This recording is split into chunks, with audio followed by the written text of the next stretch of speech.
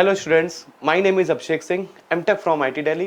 बेटा पिछले टर्न पे हम लोग ने परमुटेशन कॉम्बिनेशन में आइडेंटिकल थिंग्स के बारे में सारी चीजें पढ़ ली थी। आज हम लोग सर्कुलर परमुटेशन पढ़ेंगे और जितनी थ्योरी अभी तक पढ़ी है, जितनी भी थ्योरी फर्स्ट क्लास से लेकर अभी तक जितनी भी थ्योरी पढ़ी है उससे रिलेटेड न्यूमेरिकल्स लगाएंगे आज। तो आज का लेक्चर बेहद इंपॉर्टेंट न्यूमेरिकल के लिहाज से कि आईआईटी किस तरीके के क्वेश्चन पूछता है हमसे और इन फ्यूचर कैसे क्वेश्चंस आने वाले हैं इस पे भी डिस्कस करेंगे। तो आइए हेडिंग डालते हैं बेटा, सर्कुलर परमुटेशन। सभी लोग अपनी कॉपी में हेडिंग डाल लें बेटा, circular permutation. Circular permutation, circular permutation. अब सुनना बेटा, अभी तक जो हम लोग परमुटेशन पढ़ रहे थे वो लीनियर अरेंजमेंट पढ़ रहे थे। लीनियर, जैसे अगर हम तुमसे बोलते थे कि 5 आदमी अगर एक लाइन में बैठे, लीनियरली अगर 5 पर्सन्स एक लाइन में बैठे हैं, अगर ये 5 आदमी हैं, ये एक लाइन में बैठे हुए हैं बेटा, तो इनको अरेंज करने के, इनको शफल करके, इनको हिला डुला के सारे ऑर्डर बनाने के कितने तरीके? तो तुम बोलोगे बेटा 5 बंदे हैं, फैक्टोरियल 5 टाइप से अरेंज हो जाएंगे। कितने टाइप से अरेंज हो जाएंगे? Factorial 5। 120 total number of ways बनेंगे इनको अरेंज करने के, 120। लीनियर अरेंजमेंट में n चीजों को अरेंज करने के फैक्टोरियल n वेज थे, फर्स्ट क्लास में ही बताया था। लेकिन अब हम पढ़ रहे हैं बेटा सर्कुलर परमुटेशन। तो लीनियर वाले में और सर्कुलर वाले में क्या डिफरेंस है, जरा इसको भी देख लो। जैसे अगर मान लो सर्कल में 3 बंदे बैठे हो, सर्कल में 3 बंदे सर्कल में बैठे थे और हमने बोला कि बताओ कितनी तरीकों से अरेंज करेंगे। अच्छा, अगर एक लाइन में 3 बंदे बैठते, लीनियरली अरेंज करते, लीनियर अरेंज करते, तो 3 बंदों को अरेंज करने के फैक्टोरियल 3 वेज, 3 बंदों को अरेंज करने के फैक्टोरियल 3 वेज। लेकिन यहां पर हमने सर्कल में बैठाला इन 3 बंदों को। अब अगर हम अरेंज करने पे आएंगे, 3 बंदे थे, पहला बंदा था ए, दूसरा बंदा था बी, तीसरा बंदा था सी। ये ए है बेटा, ये बी है और ये सी है। हमने बोला इनको अरेंज करके सारे ऑर्डर बनाओ। तो बताओ इनको अरेंज करने के टोटल नंबर ऑफ वेज क्या होंगे? टोटल नंबर ऑफ वेज क्या होंगे बेटा इनको अरेंज करने के? तो तुम तुरंत बोल दोगे सर फैक्टोरियल 2 यानी 2 ही होंगे। 2 ही तरीके हो सकते हैं बेटा इनको अरेंज करने के। ऐसा क्यों बोला? फैक्टोरियल 3 तो लीनियर में बोला था, सर्कल में फैक्टोरियल 2 क्यों बोला? इसका रीजन है बेटा, सुन लो। लीनियर में हमें पता रहता था कि मान लो अगर एक ये रो है और हमने बोला ये 5 बंदे बैठे हैं, तो सबसे पहले रो के अंदर ये वाला बंदा गया होगा, फिर ये वाला आया होगा, फिर ये वाला आया होगा, फिर ये वाला आया होगा, फिर ये वाला आया होगा। इनकी पोजीशन फिक्स है। जबकि सर्कल में कौन पहले बैठा ये बात तुम्हें नहीं पता बेटा। वहां कौन सबसे पहले अंदर गया, लीनियर वाले में ये बात पता है, लेकिन सर्कल में सबसे पहले कौन बैठा है ये बात नहीं पता। इसलिए एक बंदे को हमें फिक्स करना पड़ता है, एक बंदे को हमें फिक्स करना पड़ता है। और अगर एक बंदे को फिक्स कर दिया, इसको फिक्स कर दिया, तो ये 2 लोग कितने टाइप से मूव कर सकते हैं? फैक्टोरियल 2। तो सर्कल में क्योंकि पहले एक बंदे को फिक्स करना पड़ता है, इसलिए अगर सर्कल में कभी हम लोगों ने n आदमियों को बैठाला है तो फैक्टोरियल n-1 वेज से वो अरेंज कर सकता है। सर्कल में, सर्कुलर परमुटेशन में n बंदों को बैठाल करके अगर उन्हें हम अरेंज कर रहे हैं तो फैक्टोरियल n-1 वेज से अरेंजमेंट होगा। अच्छा, क्यों होगा जरा ये भी सुन लेते हैं बेटा, क्यों ऐसा बोल रहे हैं हम लोग। जैसे अगर लीनियर बैठालते, मान लो 3 बंदे थे ए बी सी, हमने बोला लीनियर बैठा लो, तो लीनियर वाले में बेटा 6 तरीके हो सकते हैं, या तो ए बी सी, या ए सी बी, या बी ए सी, या बी सी ए, या सी ए बी, या सी बी ए। लीनियर वाले 3 बंदों को हम लोग 6 तरीकों से अरेंज कर सकते हैं। इतनी बात तो पहले टर्न पे, फर्स्ट टर्न पे जब परमुटेशन स्टार्ट किया था तभी बताया था कि लीनियर वाले को हम लोग फैक्टोरियल 3 यानी 6 तरीकों से अरेंज कर सकते हैं।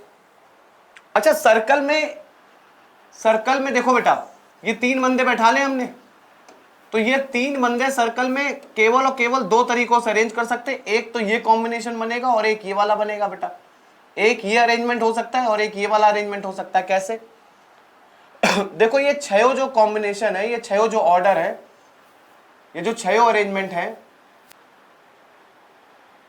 ये इन 2 फिगर में तुम्हें दिखाई देंगे बेटा, देखो पहला देखो, और दोनों क्लॉकवाइज ही एक ही सेंस में दिखाई देंगे। एक ही सेंस का मतलब जैसे देखो एबीसी क्लॉकवाइज है, एबीसी आ गया बेटा इसमें क्लॉकवाइज मूव करने पे, एसीबी, एसीबी इस फिगर में आ गया क्लॉकवाइज मूव करने पर, बीएसी, बीएसी देखो बेटा इसमें आ गया क्लॉकवाइज मूव करने पर, बीसीए, बीसीए इसमें आ गया क्लॉकवाइज मूव करने पर, सीएबी, सीएबी बेटा इसमें आ गया, देखो सी के बाद ए के बाद बी, क्लॉकवाइज अगर हम सीएबी मूव कराएं तो सीएबी आ गया, सीबीए, सीबीए देखो इसमें चला गया क्लॉकवाइज।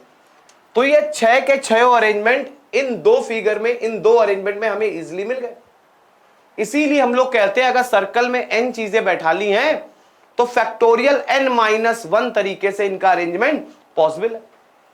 तो अब एक जनरल फॉर्मूला तुम्हें समझ में आ गया कि अगर n चीजें 1 2 3 और ऐसे करके अगर हमने n चीजें एक सर्कल में बैठा दी है, कितनी चीजें n, तो इनको अरेंज करने के टोटल नंबर ऑफ वेज क्या होंगे बेटा, फैक्टोरियल n-1 वेज होंगे।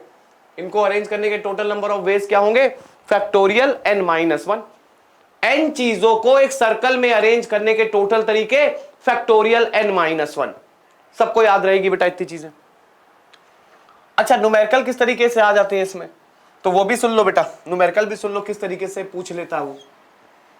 जैसे पहला न्यूमेरिकल हमने तुमसे बोला कि मान लो 5 बॉयज हैं तुम्हारे पास, 5 बॉयज हैं एंड 3 गर्ल्स हैं, 5 बॉयज एंड 3 गर्ल्स हैं। इनको एक सर्कल में इस तरीके से अरेंज करना है, इनको 5 बॉयज और 3 गर्ल्स को एक सर्कल में इस तरीके से अरेंज करना है ताकि कोई भी 2 गर्ल साथ साथ ना आए, ताकि कोई भी 2 गर्ल साथ साथ ना आए। तो साथ साथ ना आए हम पहले भी बता चुके हैं बेटा लीनियर वाले में गैप मेथड। अगर पिछले लेक्चर तुमने सुने होंगे तो याद होगा बेटा जब भी हमने बोला था चीजें कम्स नॉट टुगेदर तो उसका मेथड गैप मेथड अप्लाई होने वाला, उसका मतलब गैप मेथड अप्लाई होने वाला। यहां पे भी बेटा वही हमने तुमसे बोला 5 बॉयज है 3 गर्ल्स है, इस तरीके से बैठा लो ताकि कोई भी 2 गर्ल साथ साथ ना आए। तो हम लोग क्या काम करेंगे बेटा, सबसे पहले बॉयज को बैठा दिया, देखो पहला बॉय, इसी तरीके से 5 बॉय को हमने सबसे पहले बैठा दिया एक सर्कल में, तीसरा बॉय, चौथा बॉय और ये 5वां बॉय। 5 बॉयज हमने बैठा दिए सबसे पहले सर्कल में। अब क्या काम किया, ये 5 बॉयज सर्कल में बैठ गए। अब तुम देखोगे गैप कितने, अच्छा लीनियर अरेंजमेंट में जितने वर्ड बचते हैं उससे एक ज्यादा गैप होते, सर्कल में ऐसा नहीं होता बेटा, सर्कुलर में जितने लोग हैं उतने ही गैप है। जैसे देखो 5 बॉयज बैठा लेते तो 5 ही गैप होंगे, 1 गैप, 2 गैप, 3 गैप, 4 गैप और 5 गैप। सर्कुलर परमुटेशन में जितने आदमी उतने ही गैप, जबकि लीनियर में उल्टा था बेटा, लीनियर में ऐसा नहीं था, लीनियर में यह था बेटा कि जितने आदमी उससे एक ज्यादा गैप। तो हमने सबसे पहले हम लोग क्या काम करेंगे, 5 में से 3 गैप चूज करेंगे। क्यों, क्योंकि गर्ल्स हमें 3 ही बैठानी है। 5C3 क्यों लिखा बेटा, क्योंकि 5 गैप है, उनमें से 3 गैप हमें चूज करने हैं। तो 5 में से हमने सबसे पहले 3 गैप चूज किए। मान लो ये वाला गैप, ये वाला गैप और ये वाला गैप हमने चूज कर लिया, ये 3 हमने गैप चूज कर लिए। अब हमें यहां गर्ल्स बैठा ली, हमने गर्ल्स बैठा दी। अच्छा अब बताना, 5 में से 3 गैप चूज करके हमने गर्ल्स बैठा दी। अब ये बॉयज आपस में अरेंज कर सकते हैं, कोई जरूरी थोड़ी ना बेटा कि सबसे पहले B1 बैठाओ फिर B2, इसी ऑर्डर में बैठो ना, अरेंज भी कर सकते हैं ये सब। तो अरेंजमेंट कितनी तरीकों से हो सकता है बेटा, 5 बंदे सर्कल में बैठे हैं तो फैक्टोरियल 4 टाइप से अरेंज करेंगे। अभी हमने तुम्हें बताया था अगर n चीजें सर्कल में बैठी हैं, तो फैक्टोरियल n-1 बेस से अरेंज करेंगी, ये बात अभी हमने तुम्हें बताई थी। तो यहां 5 बंदे अगर सर्कल में बैठे हैं, 5 लड़के अगर सर्कल में बैठे हैं, 5 बॉयज अगर सर्कल में बैठे हैं तो फैक्टोरियल 4 टाइप से अरेंज करेंगे। अब आती है गर्ल्स की बारी। 3 गर्ल्स हमने बैठा दी, यहां पर और यहां पर 3 गर्ल्स बैठा दी। ये 3 गर्ल्स आपस में कितने प्रकार से अरेंज करेंगी, तो कुछ बच्चे बोलेंगे सर फैक्टोरियल 2 क्योंकि सर्कल में बैठी। ना बेटा, सर्कल में नहीं बैठी, वो भी लीनियर बैठी है। कैसे लीनियर बैठी है, तुम्हें लग रहा बेटा वो सर्कल में, क्योंकि उनके गैप पहले से डिफाइंड है कि तुमको यहां और यहां बैठना है।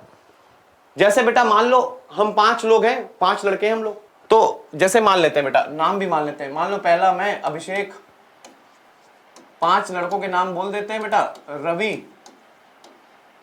किशोर, विक्रम और अमन। ये 5 बंदे बेटा बैठे हैं, ये 5 लड़के बैठे मान लो एक सर्कल में। तो सबसे पहले बेटा मैं आया, मैं देखूंगा यार, एक पॉइंट चूज कर लूंगा, वहां से देखूंगा कि सर्कल बनाना है तो 100% मुझे एक बेटा रेडियस डिफाइन होनी चाहिए कि मैं उस पॉइंट से इतनी दूरी पर बैठूंगा। तो मैंने एक पॉइंट मान लिया और उससे 5 मीटर डिस्टेंस मान ली अपनी, कि मैं 5 मीटर की डिस्टेंस पे बैठा हूं। मैंने रवि को बताया कि मैं 5 मीटर की डिस्टेंस पे बैठा हूं उस पॉइंट से, उस सर्कल के सेंटर से मैं 5 मीटर की दूरी पर बैठा हूं। रवि भी गया बेटा 5 मीटर की डिस्टेंस नाप करके दूसरे साइड पे बैठ गया। इसी तरीके किशोर भी बैठ गया बेटा 5 मीटर की डिस्टेंस पे, उसी तरह विक्रम भी बैठ गया, उसी तरह अमन भी बैठ गया। हम पांचों ने मिलकर के एक सर्कल बना लिया। अब हमने और रवि ने बोला कि हम दोनों के बीच में एक लड़की आके बैठेगी, हम दोनों के बीच में एक लड़की आके बैठेगी। फिर बेटा किशोर और विक्रम ने बोला कि हमारे बीच में बैठेगी, और विक्रम और अमन ने बोला कि हमारे बीच में बैठेगी।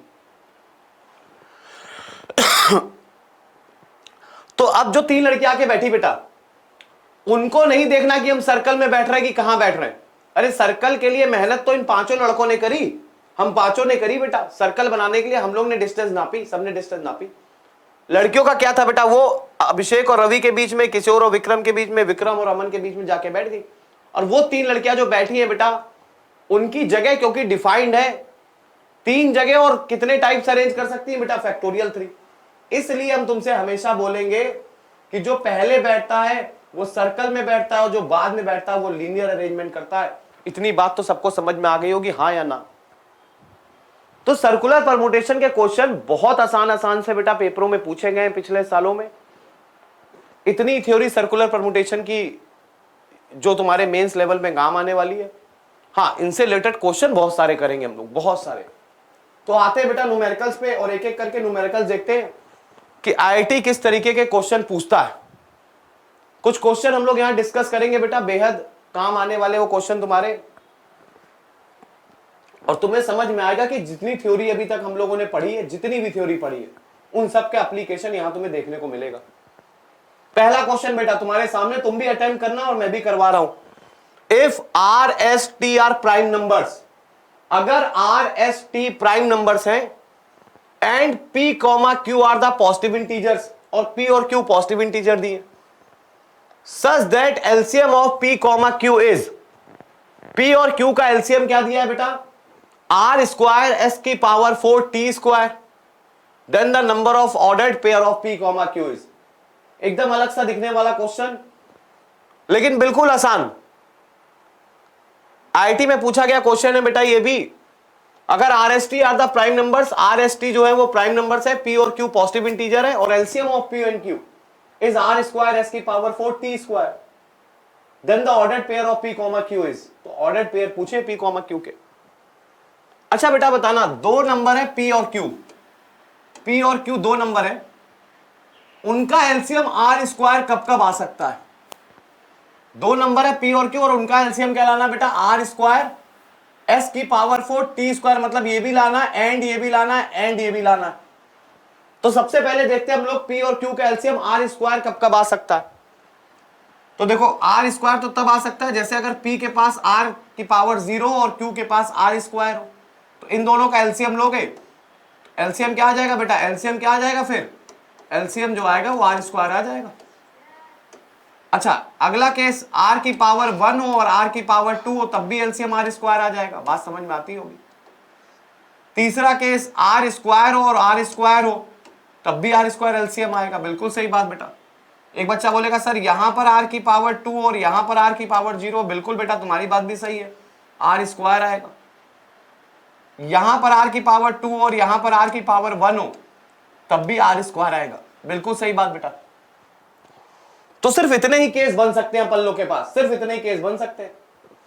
अरे आर की पावर 0 आर की पावर 2 का एलसीएम आर स्क्वायर, आर की पावर 1 आर की पावर 2 का LCM r square, r square का एलसीएम आर स्क्वायर, आर की पावर 0 का एलसीएम आर स्क्वायर, आर की पावर 1 का एलसीएम आर स्क्वायर। तो आर स्क्वायर लाने के बेटा कितने वेज हो गए, आर स्क्वायर एलसीएम आ जाए इसके कितने वेज हो गए 5, कितने वेज हो गए 5। अब हम तुम्हें बता दें बेटा, अगर स्क्वायर है मतलब 2 है पावर, अगर 2 है पावर 2 लाने का बेटा, आर स्क्वायर लाने का कितना तरीका, 5 तरीके। तो अब कोई बोले बेटा आर क्यूब लाने का, मान लो कोई पूछे आर क्यूब लाने का, जब तुम सॉल्व करोगे तो तुम देखोगे बेटा 7 तरीके, आर क्यूब लाने के 7 वेज होंगे। तो एक जनरल फॉर्मूला हम तुम्हें बता देते हैं, याद रखना कभी भी एलसीएम निकालना हो कि 2n+1 जनरल फॉर्मूला है बेटा एलसीएम का। अगर मान लो आर स्क्वायर लाना हो तो n की जगह 2 डालो, देखो 5 वेज, 2 डालते ही 2 × 2 4, 4 + 1 5। s की पावर 4 लाना हो, 4 लाना हो तो कितने वेज बेटा, 4 × 2 8, 8 + 1 9 वेज। टी स्क्वायर भी लाना था, टी स्क्वायर लाने के वापस 5 वेज, तो टोटल वेज कितने हो गए 5 × 9 × 5, दैट इज 25 × 9, और 25 × 9 दैट इज 2 to 5। तो ऑप्शन में होगा बेटा 2 to 5, हाँ है, सी ऑप्शन सही है बेटा। तो इन क्वेश्चनों को तुम बेहद आसान तरीकों से कर सकते हो बेटा। जैसे कभी तुम्हारे सामने अब अगला क्वेश्चन आ जाए, इसी का अगला क्वेश्चन ऐसा पूछ लिया उसने कि एलसीएम आर स्क्वायर एस की पावर 3 टी की पावर 4 है, बताओ कितनी तरीकों से ये एलसीएम लाया जा सकता है। तो तुम बोलोगे सर 5 × 7 × 9। बात सबको समझ में आ रही होगी यार, ये अपना आंसर आ गया। तो सिंगल सेकंड में, सिंगल मिनट में ये क्वेश्चन तुम कर सकते हो, मिनट भी नहीं लगेगा यार ना। बस तुम्हें फॉर्मूला याद होना चाहिए 2n+1। तो इस टाइप के क्वेश्चन बेटा आईटी में पूछे जाते हैं। जितनी थ्योरी हम लोग ने पिछली पढ़ाई है, आज उन सबके एप्लीकेशन है, मजा आने वाला आज की क्लास में। 110% अगर तुम पढ़ोगे बेटा, बेसिक्स तुम्हारे क्लियर होंगे, धीरे धीरे तुम आईटी मेंस और एडवांस की तरफ बढ़ोगे। अगला क्वेश्चन तुम्हारे सामने रहा, the value of the expressions 47c4 plus sigma j = 1 से लेकर 5 तक 52 - jc3, इस एक्सप्रेशन की वैल्यू पूछ रहा है। ये 4 ऑप्शन तुम्हारे सामने दिए, ये 4 ऑप्शन तुम्हारे सामने दिए। तो बेटा आसान सा क्वेश्चन अटेम्प्ट करते हैं बेटा। 47c4 तो लिखा ही था, प्लस जैसे ही j की वैल्यू 1 डालोगे, फिर बढ़ करके 2 डालोगे, फिर बढ़ करके 3 डालोगे, फिर बढ़ करके 4 डालोगे, फिर बढ़ करके 5 डालोगे। अरे 5 तक ही जानी। तो जैसे ही 1 डालोगे बेटा, j की वैल्यू जैसे ही 1 डालोगे तो क्या आ जाएगा 51c3। बढ़ करके 2 डालोगे तो क्या आ जाएगा 50c3। बढ़ करके 3 डालोगे तो क्या आ जाएगा बेटा 49c3। बढ़ करके 4 डालोगे तो क्या आ जाएगा 48c3। और बढ़ करके बेटा 5 डालोगे तो क्या आ जाएगा 47c3। हमने कुछ नहीं बेटा, अभी तक तो हमने केवल सिग्मा को ओपन किया, सिग्मा को ओपन किया। अच्छा, हमने तुम्हें कुछ फॉर्मूले बताए थे, अगर याद हो तो। थ्योरी अगर तुमने लगातार पार्ट 1, पार्ट 2, पार्ट 3 की थ्योरी पढ़ी होगी और अभी तक की सारी थ्योरी पढ़ी होगी, तो हमने तुम्हें फॉर्मूला बताया हुआ था बेटा, याद हो, NCR plus NCR - 1 is equal to n+1 CR। सबको याद होगा बेटा। तो जरा इन दोनों को देखो बेटा, इन दोनों को देखना, इन दोनों को देखना। NCR प्लस NCR - 1, पहला वाला और लास्ट वाला ऐड करोगे तो इन दोनों को ऐड करके आंसर क्या आएगा बेटा, इन दोनों को ऐड करके आएगा 48c4। सबको समझ में आ गया होगा यार। इस इक्वेशन से तुम्हें यह बात समझ में आ गई होगी कि अगर इसको और इसको ऐड करेंगे तो 48c4 आएगा। अब 48c4 और 48c3 ये दोनों मिलकर के क्या देंगे बेटा 49c4। फिर ये दोनों मिलकर के 49c4 और 49c3 मिलकर के क्या देंगे बेटा, ये देंगे 50c4। 50c4 और 50c3 मिलकर के क्या देंगे बेटा 51c3, 51c4। अरे 50c3 और 50c4 मिलकर के क्या देंगे 51c4, और 51c4 और 51c3 मिलकर के फाइनल आंसर क्या दे देंगे 52c4। तो एक एक करके बेटा ये ऐड होते चलेगा और हमें आंसर मिल गया 52c4। ये वाला करेक्ट ऑप्शन है, सी ऑप्शन यहां भी करेक्ट है। पहला और लास्ट को ऐड किया बेटा, इस इक्वेशन से हमें पता चला कि इन दोनों को सम करेंगे तो 48c4 आएगा। 48c4 और 48c3 आपस में ऐड होंगे तो 49C4 आएगा। 49C4 और 49C3 जब आपस में ऐड होंगे तो 50C4 आ जाएगा। 50C4 और 50C3 ऐड होंगे तो 51C4 आ जाएगा। 51C4 और 51C3 ऐड होंगे तो फाइनल आंसर बचा 52C4। आसान सा क्वेश्चन, बिल्कुल इस इक्वेशन का यूज करके हमने इस क्वेश्चन को अटेम्प्ट कर लिया बेटा। तो आईआईटी मेंस इतने ही आसान क्वेश्चन पूछता है पेपरों में, इतने ही।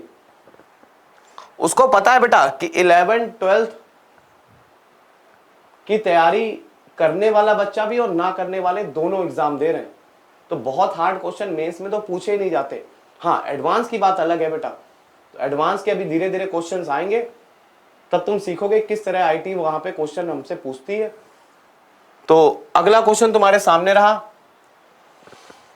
क्वेश्चन देखने में बड़ा लंबा चौड़ा है यार ना। Let n is greater than equal to 2 be an integer. n जो है वो 2 या 2 से बड़ा एक इंटीजर है। Take n distinct points on a circle. एक सर्कल पे हमें, एक सर्कल है हमारे पास, उस पे हमने n पॉइंट्स लेने, 1 2 3 और ऐसे करते करते कितने पॉइंट्स लेने हैं बेटा, 4 5। जैसा क्वेश्चन कह रहा है वैसा करते जाओ, 6 7 8 dot dot dot dot n points हमने एक सर्कल पे ले लिए। फिर से एक बार क्वेश्चन पढ़ते हैं बेटा। Let n is greater than equal to 2 be an integer, take n distinct points on a circle. n distinct points हमने ले लिए सर्कल पे, एंड ज्वाइन, और उसको ज्वाइन किया। Each pair of points by a line segment colour. जितने भी points थे उन सबको हमने आपस में ड्रॉ किया, मतलब ज्वाइन किया। Every pair of adjacent points by blue line. अगल बगल वालों को हमने ब्लू लाइन से, तो देख लेते हैं बेटा, अगल बगल वालों को ब्लू लाइन से। एक्चुअली में बोर्ड भी ब्लू है, इसलिए काम कर लेते बेटा, अगल बगल वाले को पिंक से कर देते ताकि तुम्हें समझ में आए। नहीं, पिंक से ना करो क्योंकि आगे वाला बेटा रेस्ट बाय रेड है। तो रेस्ट बाय रेड के लिए, और जो ब्लू था बेटा उसको एक बार हम लोग कर लेते ब्लैक से। ठीक है, ब्लैक से कर लेते तो ज्यादा तुम्हें आसान पड़ेगा। कि अगल बगल वाले पॉइंट को हमने क्या काम किया बेटा, ब्लैक कलर से कलर कर दिया। एडजेसेंट वाले को हमने जितने भी पॉइंट थे सबको ब्लैक कलर से कलर कर दिया। ठीक है, कर दिया यार। And the rest by red, and the rest by red मतलब बाकी के जितने भी पॉइंट थे उन सबको मिलाओगे, इसका मतलब डायगोनल्स को मिलाओगे तो सारे के सारे क्या होंगे बेटा, रेड होंगे। जितने भी डायगोनल्स थे उन सबको मिलाओगे तो ये बाकी बचे वाले जितने भी थे वो क्या थे, रेड थे। अब तुमसे बोला गया if the number of red and the blue lines, blue की जगह हमने ब्लैक कलर कर दिया बेटा, and the number of red and the black line segment are equal. अगर ये ब्लैक लाइंस और रेड लाइंस अगर इक्वल है तो बताओ कितने साइड का पॉलीगन था, n की वैल्यू बतानी है हमें। तो सबको इतनी बात समझ में आती होगी यार कि नंबर ऑफ ब्लैक लाइंस तो 100% n होंगी बेटा। नंबर ऑफ ब्लैक लाइंस कितनी होंगी, नंबर ऑफ ब्लैक लाइंस या ब्लू लाइंस लिख देते हैं क्योंकि ब्लू क्वेश्चन में दिए। नंबर ऑफ ब्लू लाइंस कितनी होंगी बेटा, वो n होंगी, सबको पता है। अरे ब्लू जो कि हमने यहां पर ब्लैक मानी है क्योंकि n साइड का पॉलीगन था, एडजेसेंट वाले को मिलाओगे तो n साइडें ही बनेंगी बेटा। तो नंबर ऑफ ब्लू लाइंस तो n थी अपन लोग के पास, ब्लू या ब्लैक जो भी नाम देना चाहो तुम्हें इसे यहां पर। अच्छा, नंबर ऑफ रेड लाइंस कितनी हो जाएंगी, नंबर ऑफ रेड लाइंस, तो एक बच्चा बोलेगा सर नंबर ऑफ जो रेड लाइंस होंगी, नंबर ऑफ रेड लाइंस वो 100% डायगोनल होंगी। अरे सारी की सारी डायगोनली तो बेटा रेड लाइंस बची, रेस्ट लाइनें जो बची वो डायगोनल ही बचे। और डायगोनल कितने होते हैं बेटा, तो n में से 2 पॉइंट चूज कर लो और n सबट्रैक्ट कर दो। ये नंबर ऑफ डायगोनल्स का फॉर्मूला भी एक तरीके का, नंबर ऑफ डायगोनल्स का फॉर्मूला भी है बेटा। क्यों ऐसा किया ये भी बात समझ में आ रही होगी बेटा। अरे जैसे मान लो n साइड का पॉलीगन है, n साइड का पॉलीगन है, हमने तुमसे बोला कि बताओ कितने डायगोनल होंगे इसमें, ये वाले डायगोनल कितने होंगे। तुम बोलोगे सर किन्हीं भी 2 पॉइंट को मिलाने से डायगोनल बन जाता है, बस शर्ते पॉइंट जो है वो अगल बगल के ना हो। किन्हीं भी 2 पॉइंट को मिलाने से डायगोनल बन जाएगा, तो n में से कोई 2 पॉइंट चूज कर लो। लेकिन अगर इनको मिलाओगे अगल बगल वालों को, तो डायगोनल ना बन करके बेटा क्या बन जाएगी, वो तो साइड बन जाएगी। क्या बन जाएगी, वो तो साइड बन जाएगी। इसलिए हम लोग ने n सब्ट्रैक्ट कर दिया, इसलिए हम लोग ने n सब्ट्रैक्ट कर दिया। तो नंबर ऑफ रेड लाइन जो यहां पर होंगी बेटा वो होंगी NC2 माइनस n। अब तुमसे बोल रहा है कि नंबर ऑफ ब्लू लाइन जो है वो नंबर ऑफ रेड लाइंस के बराबर है NC2 माइनस n के। देखो ना लाइन सेगमेंट आर इक्वल, अगर इक्वल दी हुई है इसको सॉल्व कर लो यार, n प्लस n 2n बराबर NC2। बात समझ में आ गई यार, इस n को उधर ले गए तो 2n बराबर NC2 को कैसे सॉल्व करोगे, n/2 इंटू n माइनस 1/1। तो n से तो n कैंसिल हो गया, 4 is equal to n minus 1, 4 is equal to n minus 1। तो n की वैल्यू कितनी आ गई बेटा, यहां से n की वैल्यू आ गई 5। तो 5 साइड का डायगोनल था, नंबर ऑफ साइड 5 थी, 5 साइड्स का डायगोनल था। ये होना भी चाहिए 5 साइड का डायगोनल। बात समझ में आती होगी बेटा, अगर तुम पेंटागन बनाओगे, पेंटागन बनाओगे तो देखो number of blue lines, number of blue lines या ब्लैक लाइंस वो तो 5 ही होंगी। नंबर ऑफ, अगर पेंटागन बनाओगे तो बेटा ब्लैक लाइनें भी अगल बगल वाली एडजेसेंट वाली 5 लाइनें होंगी। अच्छा डायगोनल कितने होंगे, डायगोनल तो डायगोनल भी गिन लेते हैं बेटा। डायगोनल देखो कितने होंगे, 1 2 3 4 5, 5 ब्लैक लाइंस और 5 यहां पर व्हाइट लाइंस। पेंटागन के केस में ही एडजेसेंट साइड्स और डायगोनल बराबर होते हैं बेटा, इसलिए यहां पर n की वैल्यू कितनी होगी 5। मेरे कई स्टूडेंट्स ने बेटा ऑप्शन से ही चेक कर लिया था, उन्होंने पेंटागन बनाया और देखा यार नंबर ऑफ रेड लाइंस और नंबर ऑफ ब्लू लाइंस बराबर आ रही है, इसलिए उन्होंने डायरेक्ट आंसर 5 दे दिया। खैर नेक्स्ट क्वेश्चन आता है बेटा तुम्हारे सामने, पढ़ो जल्दी से क्या लिखा हुआ है। Total number of ways in which 6 plus and 4 minus science can be arrange in a line. एक लीनियर अरेंजमेंट है ये, सर्कुलर नहीं, लाइन में अरेंज करना। अच्छा ऑप्शन नहीं दिए हुए इसमें, कोई बात नहीं। Such that no 2 minus sign occur together. 6 अगर प्लस के साइन है, 1 2 3 4 5 6, 6 प्लस के साइन दिए थे बेटा, 4 माइनस के साइन दिए थे, और तुमसे बोला गया था किस तरीके से अरेंज करें ताकि कोई भी 2 माइनस साइन साथ साथ ना आए। No 2 minus sign occur together, कोई भी माइनस साइन साथ साथ नहीं आना चाहिए। कौन सा मेथड, कौन सा method, gap method. Gap method बेटा सबको समझ में आ रहा होगा यार, comes together box method, comes not together gap method. तो गैप मेथड लगने वाला है बेटा। हमने तुमसे बोला था जितने वर्ड होंगे उससे एक ज्यादा गैप होंगे लीनियर में, तो गैप 7 हुए। देखो 1 2 3 4 5 6 7, 7 गैप हो गए बेटा। तो 7 में से कोई भी 4 गैप चूज करो, कोई भी 4, वहां पे माइनस साइन को डाल दो। ये प्लस वाले आपस में कितने प्रकार से अरेंज करेंगे, तो तुम बोलोगे सर फैक्टोरियल 6 अपॉन फैक्टोरियल 6। अबे 6 के 6 सेम है, एक ही तरीके से अरेंजमेंट होगा, कोई फैक्टोरियल 6 ना लिख दे, गलत हो जाएगा बेटा। और जो बचे हुए माइनस साइन है वो आपस में कितने प्रकार से अरेंज होंगे, फैक्टोरियल 4 अपॉन फैक्टोरियल 4, क्योंकि माइनस साइन भी तो एक ही जैसे दिखने वाले हैं, माइनस साइन भी तो एक ही जैसे दिखने वाले हैं। तो आंसर कितना आ गया बेटा अपना 7C4। 7C4 बोलो या 7C3 बोलो, एक ही बात है बेटा। 7/3 इंटू 6/2 इंटू 5/1। बात समझ में आती होगी, 6 से 6 कट गया, आंसर कितना आ गया बेटा 35। 35 तरीकों से ये अरेंजमेंट पॉसिबल है, 35 वे से ये अरेंजमेंट पॉसिबल है। सबको समझ में आ गई होगी। अगला क्वेश्चन देखते हैं बेटा next. Let n and k be the positive integers such that n is greater than equal to k plus 1/2। बिल्कुल सही बात बेटा। The number of solution, अच्छा कल की थ्योरी में ये क्वेश्चन आना चाहिए था, चलो खैर आइडेंटिकल थिंग्स वाला ही क्वेश्चन है बेटा। तुमसे क्या बोला है कि देखो n बच्चे बैठे हैं घर में, पिताजी n चीजें लेकर के आए। पहले बच्चे ने बोला हमें 1 या 1 से ज्यादा चीजें चाहिए, दूसरे ने बोला हमें 2 या 2 से ज्यादा चाहिए, तीसरे वाले ने बोला 3 या 3 से ज्यादा। तो क्योंकि कल ही इसकी थ्योरी पढ़ी है बेटा, पिछले टर्म पे इसकी थ्योरी पढ़ी है, तो सबको याद भी होगी बेटा।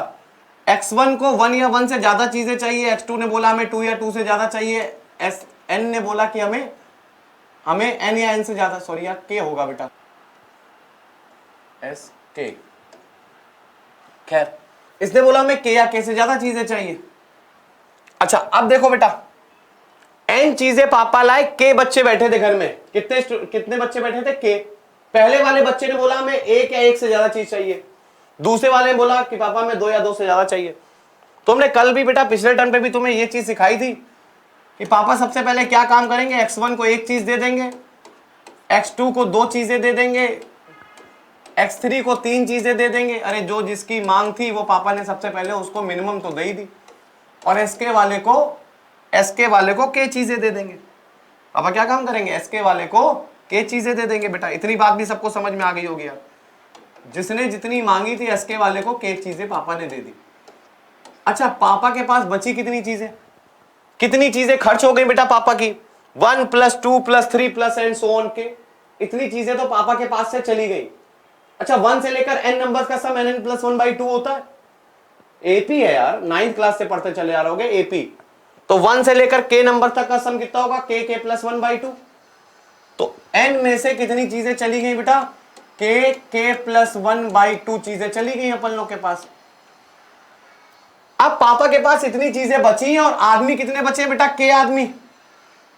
अब पापा इसको भी 0 या 0 से ज्यादा दे सकते हैं, इसको भी 0 या 0 से ज्यादा दे सकते हैं, इसको भी 0 या 0 से ज्यादा दे सकते हैं, इसको भी 0 या 0 से ज्यादा दे सकते हैं, हाँ या ना।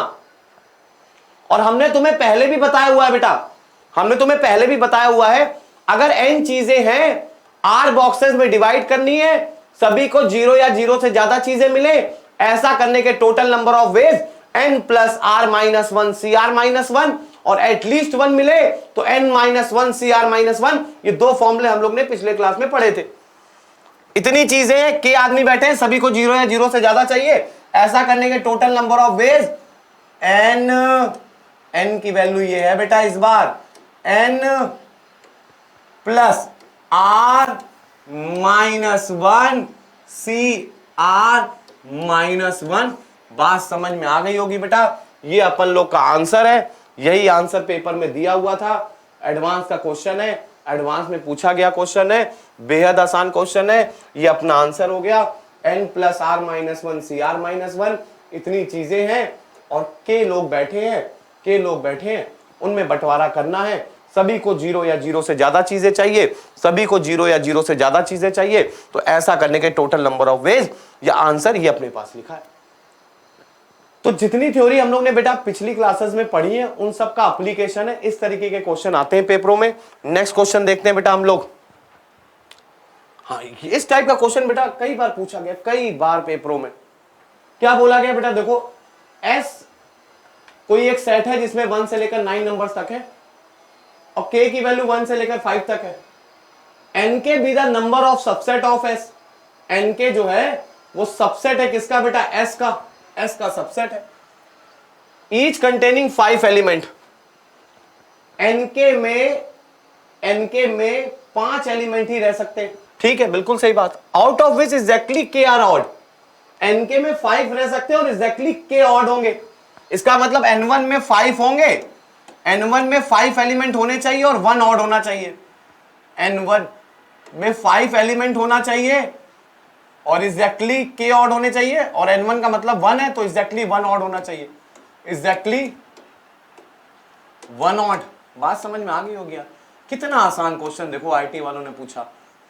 n2 का मतलब 5 एलिमेंट एग्जैक्टली होने चाहिए, n2 में भी 5, सभी में 5 एलिमेंट होने चाहिए, nk का मतलब ही है 5 एलिमेंट रखने वाला, तो n2 में भी 5 एलिमेंट होने चाहिए और एग्जैक्टली 2 और ऑड होने चाहिए, एग्जैक्टली 2 ऑड होने चाहिए। तो यार अब तो सब लोग आंसर लिख ही लोगे मेरे ख्याल से कि n1 की वैल्यू क्या होगी, n2 की वैल्यू क्या होगी, n3 क्या होगा, n4 क्या होगा, n5 क्या होगा, सभी आसानी से लिख सकते हैं, सभी लोग ये आसानी से लिख सकते हैं।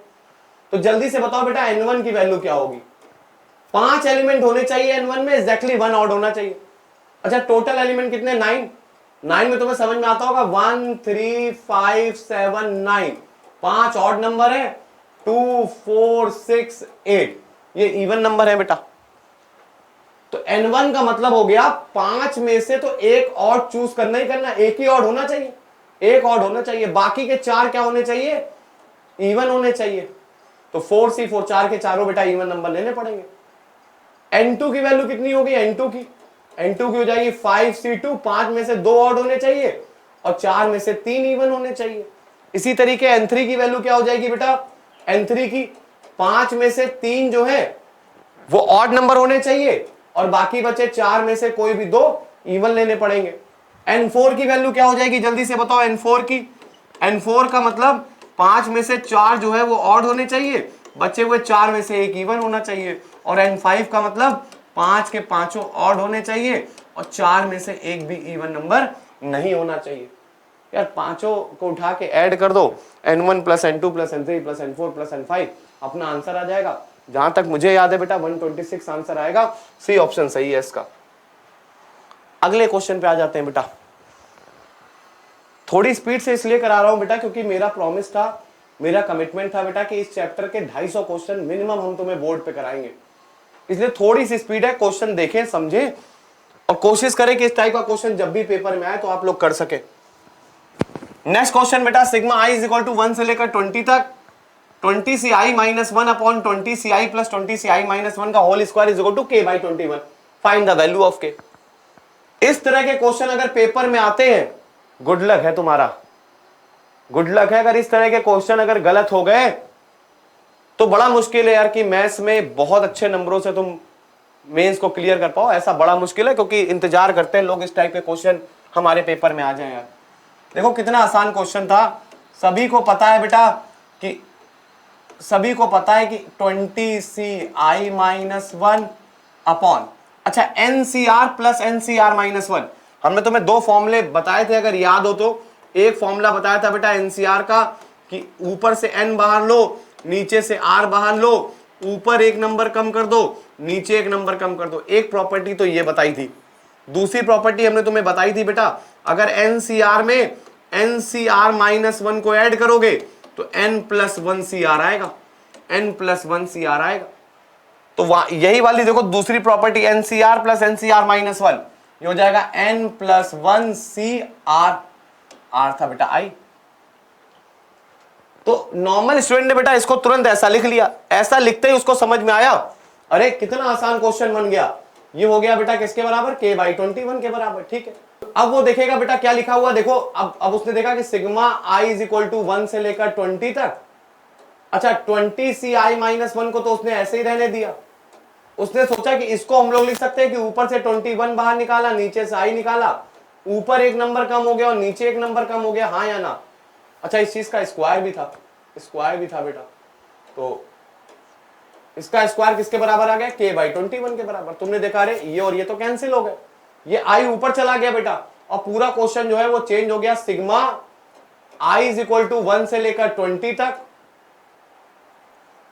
i अपॉन 21 का whole square is equal to k by 21। सबको इतनी बात तो समझ में आ गई होगी यार। अब इसको सॉल्व करना कितना आसान, देखो कितना आसान, 1 बाई 21 का स्क्वायर तो बाहर ही आ गया और सिग्मा आई स्क्वायर हो गया। तुम्हें पता है बेटा सिग्मा एन स्क्वायर की वैल्यू क्या होती है, n प्लस 1। जहां तक हमें याद है बेटा क्वेश्चन में क्यूब था, क्यूब, यहां पे बेटा पावर 3 कर लेना, 100% क्यूब था इस क्वेश्चन में, क्योंकि क्वेश्चन कई स्टूडेंट्स ने हमने पूछा हुआ है, तो क्यूब कर लेना। अदरवाइज स्क्वायर है तो स्क्वायर करके ही निकाल लो, कोई दिक्कत नहीं बेटा, कोई ना कोई k की वैल्यू आई जाएगी। हो सकता है ऑप्शन ना मैच करे, ऑप्शन नहीं मैच करेगा बेटा, क्योंकि पेपर में जो क्वेश्चन दिया होता उसमें पावर 3 थी।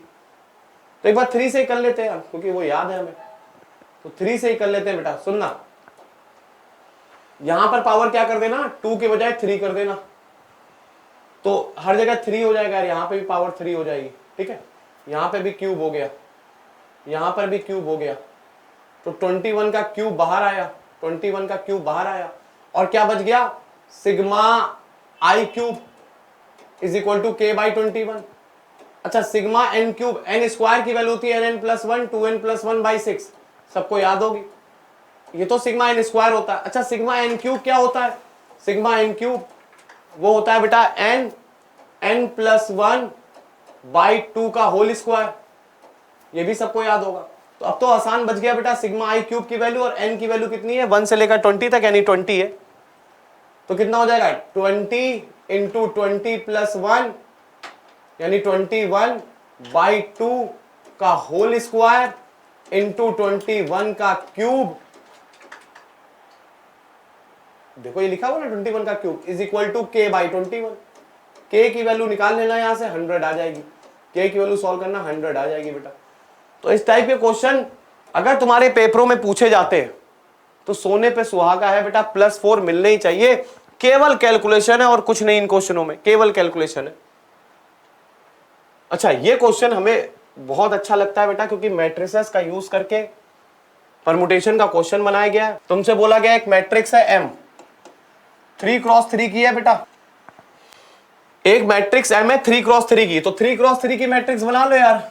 A1 A2 A3 B1 B2 B3। जो 11th में बच्चे हैं बेटा, हो सकता है वो मैट्रिसेस ना पढ़ी हो, आईसीएससी बोर्ड के बच्चों ने 10th क्लास में पढ़ ली होगी, लेकिन सीबीएसई बोर्ड के बच्चे 11th क्लास के कम जानते होंगे मैट्रिक्स के बारे में। तो थोड़ी मोड़ी जानकारी है वो यहीं पर बेटा गेन कर लेंगे वो। तुमसे बोला गया let how many 3x3 matrix M 3x3 की मैट्रिक्स है। 0 1 2 यही इंट्रीज दी है बेटा, हमारे पास केवल 0 है, 1 है और 2 है। Sum of the diagonal entries of M transpose into M। इसका मतलब 11 क्लास वाले सुन ले बेटा, M ट्रांसपोज होता है और ट्रांसपोज कैसे निकालते हैं वो भी सुन लो बेटा। रो को कॉलम में और कॉलम को रो में चेंज कर दोगे। जैसे ये रो है A1 A2 A3, इसको अगर तुमने कॉलम में चेंज कर दिया, सारी रो को कॉलम में B1 B2 B3 अगर तुम चेंज कर दोगे बेटा C1 C2 C3, तो M ट्रांसपोज आ जाएगा। अब तुमसे बोला गया M ट्रांसपोज इनटू M की वैल्यू कब कब 5 आएगी। तो मैट्रिक्स मल्टीप्लिकेशन सबको समझ में आता होगा, जिसको नहीं आता उसने मैट्रिक्स नहीं पढ़ी हुई है बेटा, तो कोई इतनी घबराने वाली बात नहीं, वो जरा सुन लेगा तो समझ में आ जाएगा बेटा उसको भी, कि अगर हमें M ट्रांसपोज इनटू M निकालना होगा तो मैट्रिक्स मल्टीप्लाई कैसे करते हैं वो सबको पता होगा। रो का कॉलम में मल्टीप्लाई होता है, रो का कॉलम में मल्टीप्लाई होता है, सबको पता होगा बेटा ये बात। तो देखो मैट्रिक्स हमारे पास थी, M ट्रांसपोज क्या था, A1 A2 A3 B1 B2 B3 C1 C2 C3। अच्छा M क्या था बेटा, M था A1 A2 A3 B1 B2 B3 C1 C2 C3। अच्छा हमें तो केवल डायगोनल इंट्रीज से मतलब है, बस इन दोनों का मल्टीप्लाई करके जो डायगोनल में आए। एक डायगोनल जरा लिख लो बेटा, बोलो पहला वाला एलिमेंट यहां पर क्या आएगा, A1 square plus B1 square plus C1 square. इस जगह आएगा A1 square plus B1 square plus C1 square. इसी तरीके बेटा जब दूसरे डायगोनल के यहां की एंट्री देखोगे ना, तो आएगा A2 square plus B2 square plus C2 square. और जब यहां पर देखोगे कि थर्ड वाले डायगोनल में क्या लिखा होगा, A3 square plus B3 square plus C3 square. तो जिसको मल्टीप्लाई नहीं करना आता वो 11th वाला बच्चा, वो बेटा एक बार मैट्रिक्स मल्टीप्लिकेशन देखे, क्योंकि परमुटेशन पढ़ा रहे हैं तो मैट्रिक्स यहां पढ़ाना बनता नहीं है बेटा। तो ये डायगोनल्स आ गए। अब इन डायगोनल का सम जो है वो 5 दे रखा है, इसका मतलब A1 square plus A2 square plus A3 square plus B1 square plus B2 square plus B3 square plus C1 square plus C2 square plus C3 square. इन सब का सम किसके बराबर दे रखा है बेटा, 5 के बराबर आना चाहिए। और इंट्रीज हमारे पास 0 1 2 है केवल। तो ऐसे कितने केस बन सकते हैं यही पूछ रहा है बेटा वो। तो 9 चीजों का समेशन 5 आना चाहिए, 9 चीजों के स्क्वायर का समेशन 5 आना चाहिए, और 0 1 2 का यूज करना है। तो या तो तुम ऐसा ले सकते हो 1 1 1 1 1, बाकी चारों 0 हो जाए। एक तो ये केस बेटा देखो ना, 1 का स्क्वायर प्लस 1 का स्क्वायर प्लस 1 का स्क्वायर प्लस 1 का स्क्वायर प्लस 1 का स्क्वायर प्लस 0 का स्क्वायर प्लस 0 का स्क्वायर प्लस 0 का स्क्वायर प्लस 0 का स्क्वायर, 5 आएगा सम। या तो एक केस ये बन सकता है बेटा 2 का स्क्वायर 4, 1 का स्क्वायर 1, बाकी सारे 0 हो जाए। बात समझ में आ गई हो गया। 2 ही केस ऐसे बन सकते हैं, तो या तो इनको अरेंज करोगे या तो इनको अरेंज करोगे। तो बात समझ में आ गई कि इनको अरेंज करने के टोटल नंबर ऑफ वेज क्या हो जाएंगे, फैक्टोरियल 9 अपॉन फैक्टोरियल 5 फैक्टोरियल 4, या फिर ये वाला केस फैक्टोरियल 9 अपॉन फैक्टोरियल 7। क्यों बेटा फैक्टोरियल 7 से डिवाइड मारा, क्योंकि 7 चीजें एक जैसी थी। यहां फैक्टोरियल 5 फैक्टोरियल 4 से डिवाइड क्यों मारा, क्योंकि 5 1 एक जैसे थे और 4 0 एक जैसे थे। जितने जितने वर्ड सेम होते हैं उतने उतने फैक्टोरियल से हम लोग डिवाइड मार देते हैं। सॉल्व करोगे बेटा 198 अपना आंसर आ जाएगा। इस क्वेश्चन का आंसर जो सही है वो 198 सही है। तो आईटी मेंस में एडवांस में इस हिसाब के क्वेश्चन पूछे जाते हैं बेटा। बहुत सारे न्यूमेरिकल्स करने अभी हमें, बहुत सारे। मेरे प्रॉमिस जो मैंने प्रॉमिस किया था तुमसे कि इस जगह पर 200 से 250 क्वेश्चन मैं ऑन बोर्ड कराऊंगा, तो तैयार रहिए परमुटेशन की असली जानकारी के लिए कि हमें मेंस और एडवांस में कोई प्रॉब्लम ना हो किसी भी टॉपिक को लेकर। परमुटेशन ही नहीं बेटा, आगे चल करके जितने टॉपिक है, binomial, complex number, vector, 3D, पूरी कैलकुलस, पूरा कोऑर्डिनेट, सब यही डिस्कस करेंगे हम लोग।